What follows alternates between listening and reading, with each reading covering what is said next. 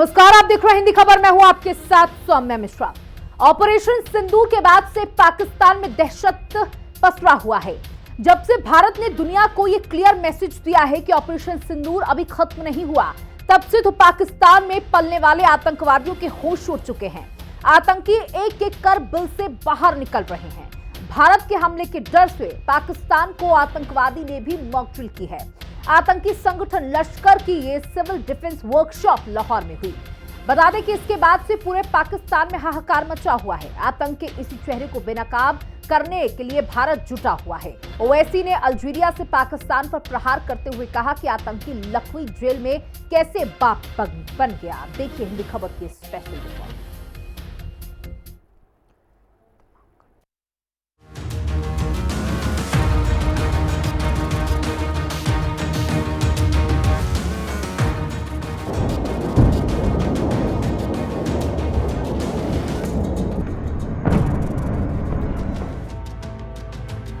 आतंक को मिट्टी में मिलाने का प्रण, आतंकिस्तान के खिलाफ सबसे बड़ा रण। लाहौर में लश्कर आतंकियों की मॉक ड्रिल, ऑपरेशन सिंदूर के खौफ में दहशतगर्द। चेक करें, आपको आपकी धड़कन में सूज हो रही है। शहबाज मुनीर का उतरा नकाब, पाकिस्तान का आतंकी चेहरा फिर बेनकाब। कसूरी तहला हमजा की लोकेशन कंफर्म, नहीं बचेगा एक भी दहशतगर्द। ऑपरेशन सिंदूर के जरिए भारत ने पहलगाम आतंकी हमले के गुनहगारों को सजा दी और अब मोदी के 59 दूत दुनिया के अलग अलग देशों में घूमकर पाकिस्तान के आतंकी चेहरे को बेनकाब करने में जुटे हुए हैं। भारतीय डेलीगेशन में शामिल शशि थरूर और असदुद्दीन ओवैसी के प्रहार से पाकिस्तान में खलबली है। भारत के चौतरफा प्रहार से मुल्ला मुनीर और शहबाज के आतंक परस्ती वाली चाल फेल होती नजर आ रही है, लेकिन इसके बावजूद पाकिस्तान अपनी नापाक हरकतों से बाज नहीं आ रहा। पहलगाम आतंकी हमले के बाद भारत ने ऑपरेशन सिंदूर के जरिए 100 से ज्यादा आतंकवादियों को मिट्टी में मिला दिया, जिसमें मोस्ट वांटेड आतंकी अजहर मसूद का पूरा कुनबा साफ हो गया। इसके बाद कई दिनों तक आतंकी बिल में छिपे थे, लेकिन अब पाकिस्तान में मौजूद आतंकी एक एक करके बिल से बाहर निकल रहे हैं। चेक करें, आपको आपकी धड़कन में सूज हो रही है, तो आपने यही इनके साथ करना है। अब ये 2 उंगली आपने इधर रखनी है, ठीक है, और बता के चेक करना। लश्कर तैयबा के सरगना हाफिज सईद की जो नई तस्वीर सामने आई, उसमें हाफिज सईद के साथ पहलगाम टेरर अटैक का मास्टरमाइंड सैफुल्लाह कसूरी भी नजर आ रहा है। 26/11 मुंबई हमले का मास्टरमाइंड है हाफिज सईद। हाफिज सईद लश्कर का सरगना और जमात उद दावा का चीफ है। संयुक्त राष्ट्र ने भी हाफिज को आतंकवादी घोषित कर रखा है।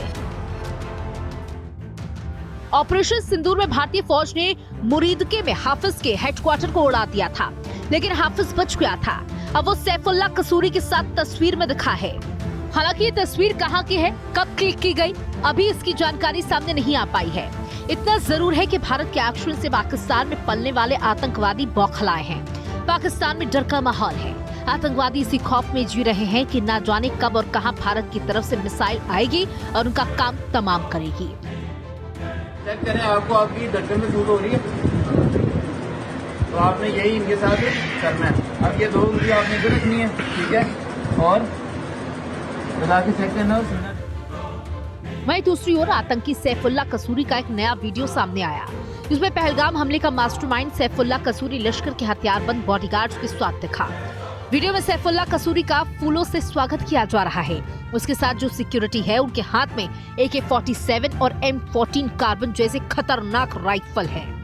एक तरफ पाकिस्तान आतंकवादियों को लेकर झूठ बोलता है, तो दूसरी ओर पाकिस्तान में सैफुल्लाह कसूरी जैसे ग्लोबल टेररिस्ट खुलेआम AK-47 और M14 कार्बाइन के साथ घूमते हैं। सैफुल्लाह कसूरी पहलगाम आतंकी हमले का मुख्य आरोपी है। हमले के बाद भारत की जवाबी कार्रवाई के डर से वो भी छिप गया था। खुफिया जानकारी के मुताबिक पहलगाम हमले के बाद उसे पाकिस्तान की खुफिया एजेंसी ISI ने बहावलपुर में छिपाया था, लेकिन ऑपरेशन सिंदूर के दौरान जो आतंकवादी छुप गए थे, वो एक बार फिर से पाकिस्तान में खुलेआम जलसे करने लगे हैं। पिछले 5 दिन से पाकिस्तान में लश्कर तैयबा, जमात उद दावा और जैश ए मोहम्मद जैसे संगठनों के दहशतगर्द जुलूस निकाल रहे हैं। ये आतंकी सरेआम रैलियां कर रहे हैं, जिहाद के लिए चंदा वसूल रहे हैं। आतंकवादी संगठनों के इन प्रोग्राम्स में पाकिस्तान के बड़े बड़े नेता शिरकत कर रहे हैं। दहशतगर्दों ने पंजाब से लेकर खैबर पख्तूनख्वा तक यौम तकबीर मनाया। पंजाब सूबे के कसूर, गुजरावाला, हाफिजाबाद, शेखपुरा, रावलपिंडी, बहावलपुर, सियालकोट और सरगोधा में इन दहशतगर्दों ने रैलियां की। इससे भारत का दावा सही साबित होता है। भारत लंबे समय से कहता आ रहा है कि पाकिस्तान आतंकवादियों को संरक्षण देता है और ऑपरेशन सिंदूर के बाद से भारत का संदेश साफ है कि अगर पाकिस्तान को बातचीत करनी है तो इन सभी आतंकवादियों को भारत के हवाले करना होगा। कुछ समय पहले ही रक्षा मंत्री राजनाथ सिंह ने आतंकवाद के खिलाफ लकीर खींचते हुए कहा था कि पाकिस्तान के हक में यही बात होगी कि वह अपनी जमीन पर चल रही आतंकवाद की नर्सरी को अपने हाथों से उखाड़ फेंके। इसकी शुरुआत उसे हाफिज सईद और मसूद अजहर जैसे आतंकवादियों को भारत के हाथों सौंपने से करनी होगी।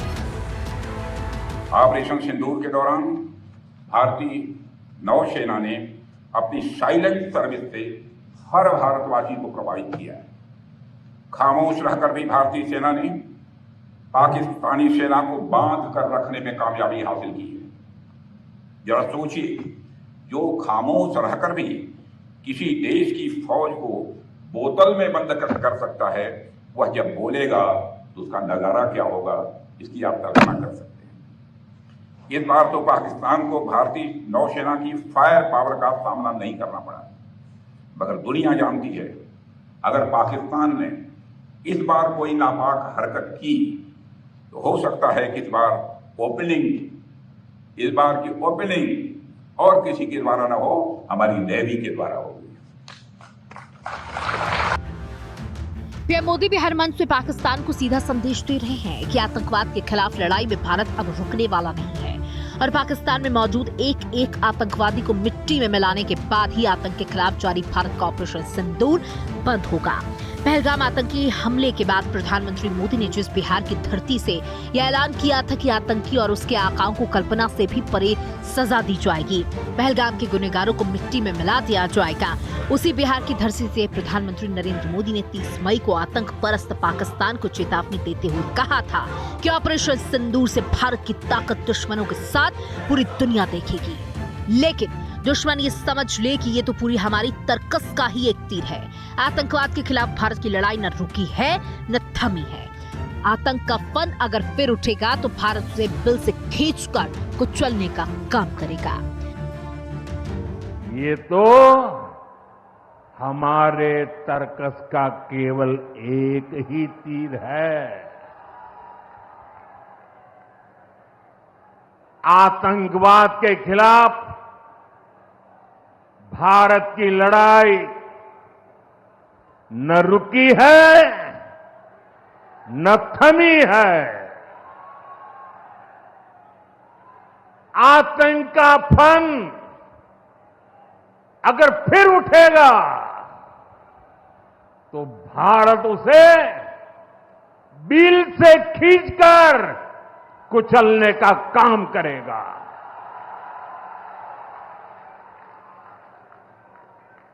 साथियों, हमारी लड़ाई देश के हर दुश्मन से है, फिर वो चाहे सीमा पार हो या देश के भीतर हो। पहलगाम आतंकी हमले के बाद से मोदी सरकार ने आतंक के खिलाफ अपनी रणनीति पूरी तरह से बदल दी है।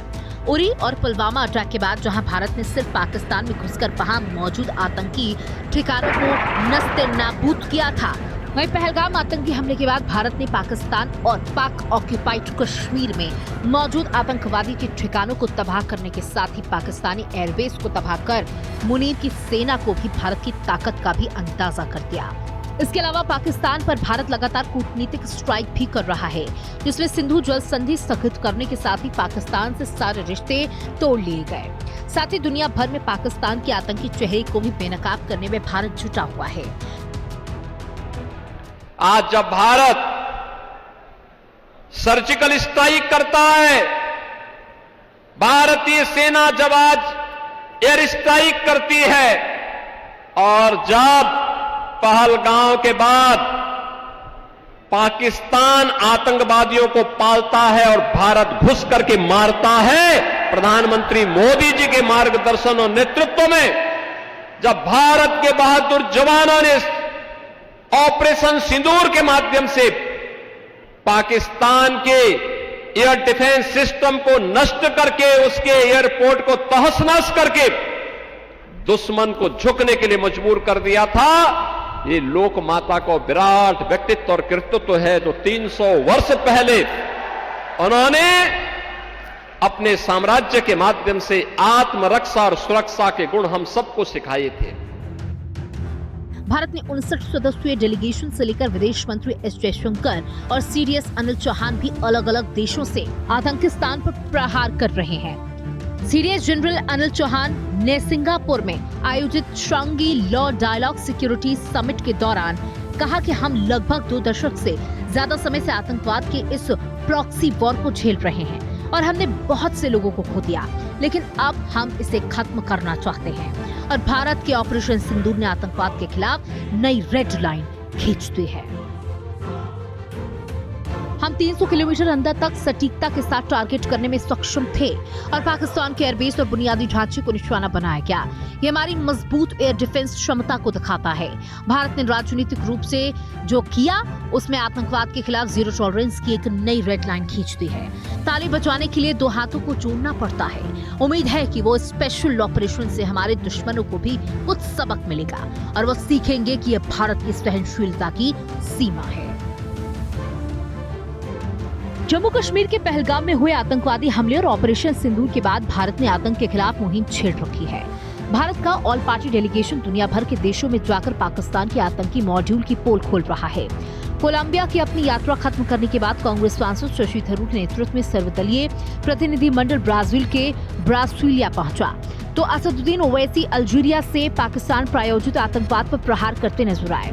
ओवैसी ने कहा कि इस्लामाबाद के आतंकियों को पनाह देने वाली नीति दक्षिण एशिया में अस्थिरता को बढ़ावा देती है। इसको लेकर ओवैसी ने आतंकवाद में इस्लामाबाद की मिली भगत का एक उदाहरण भी दिया और बताया कि कैसे आतंकवाद जकीउर रहमान लखवी जेल में रहते हुए पता बन गया।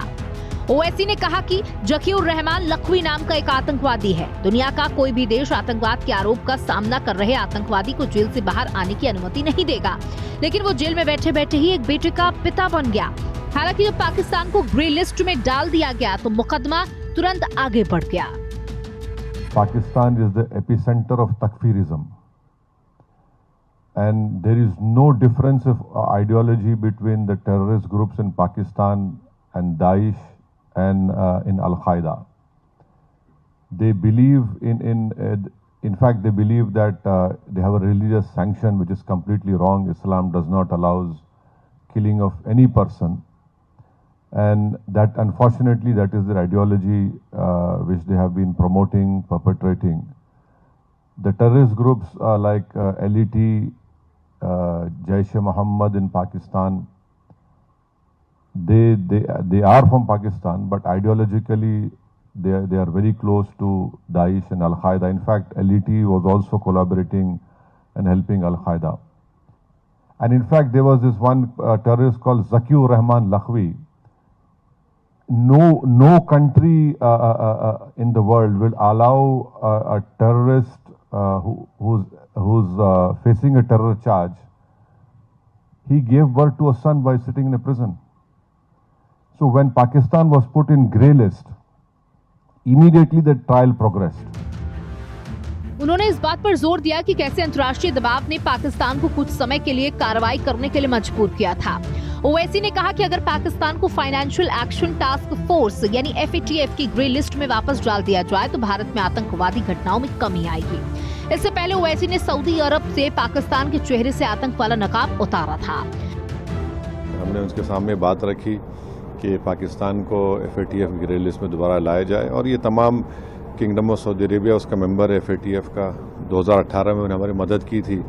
उसके बाद हम देखें कि पाकिस्तान पर थोड़ी बहुत रोक टोक लगी उसके ऊपर, तो अच्छी मुलाकातें रहीं, जिम्मेदारों से बात रही, उनके भी कंसर्न्स थे, हमने उनको बताया। बाज़ ने कहा कि आप बातचीत का क्या मरहला हो सकता, हमने कहा कि हमने पहले बातचीत की 26/11 के बाद, पठानकोट के बाद, मगर उसका कोई नतीजा निकला नहीं, उल्टा हमको नुकसान ही हुआ। तो ऑल इन ऑल ये तमाम बातें हमने उनके सामने रखी हैं और हमने इनको ये बताया कि जो पाकिस्तान ये जो प्रोपेगेंडा करता है कि एक मुस्लिम कंट्री है, हमने उनके सामने ये बात भी रखा कि भारत में 14.5 करोड़ के करीब मुसलमान रहते हैं और ये उनका बोलना बिल्कुल सरासर गलत है। आतंक परस्त पाकिस्तान को बेनकाब करने के लिए भारत ने दुनिया भर में 7 डेलीगेशन भेजे हैं। इसी में से एक का हिस्सा बीजेपी सांसद अनुराग ठाकुर भी हैं। इथोपिया से पाकिस्तान पर निशाना साधते हुए अनुराग ठाकुर ने कहा कि पाकिस्तान को आतंकवादियों के लिए बड़ी संवेदनाएं हैं। ऑपरेशन सिंदूर में मारे गए पाकिस्तानी आतंकवादियों के अंतिम संस्कार में अधिकारी, पुलिसकर्मी, कई नेता शामिल रहे और उनको झंडे में लपेटकर अंतिम विदाई दी गई। पाकिस्तान ये जानता है कि वो हमसे डायरेक्ट नहीं लड़ सकता और इसलिए वो निर्दोष लोगों को मारने के लिए आतंकवाद को प्रायोजित करता है। लेकिन भारत अब आतंक का फन पूरी तरह से कुचल कर ही रहेगा। अगर मैं कहूं दफनाने के समय भी कौन था वहां पर, पाकिस्तान आर्मी के दिग्गज अधिकारी थे, पुलिस के अधिकारी थे और जो वहां की सरकार, वहां के चुने हुए कुछ प्रतिनिधि भी वहां पर थे। तो अपना दिखता है कि कैसे पाकिस्तान एक स्टेट स्पॉन्सर्ड टेररिज्म को बल देता है। आतंक परोसने वाले पाकिस्तान की खस्ता हालत सबको पता है। पाकिस्तान खुद को भीख मांगने वाला कटोरा मानता है। वहां के प्रधानमंत्री शहबाज शरीफ खुद से बयान दे चुके हैं कि कुछ देश ये नहीं चाहते कि पाकिस्तान भीख का कटोरा लेकर उनके पास आए। साथ ही शहबाज शरीफ आतंकवाद के खिलाफ पाकिस्तान के लोगों को एकजुट होने की बात भी करते नजर आए। लेकिन पाकिस्तान से लगातार हाफिज सईद, सैफुल्लाह कसूरी जैसे वांटेड आतंकवादियों की जो तस्वीर सामने आ रही है, उसने शहबाज के चेहरे से शराफत की तस्वीर निकालकर फेंक दी। पाकिस्तान का आतंकी चेहरा अब दुनिया के सामने पूरी तरह से बेनकाब हो चुका है और भारत ने भी आतंक के खिलाफ अपनी लाइन खींच दी है। अगर कोई भी आतंकवादी हमला हुआ तो उसे युद्ध माना जाएगा। यानी अब दुश्मन देश कितनी भी कोशिश कर ले, वो आतंकियों को मिट्टी में मिलने से बचा नहीं पाएगा। हिंदी खबर की स्पेशल रिपोर्ट।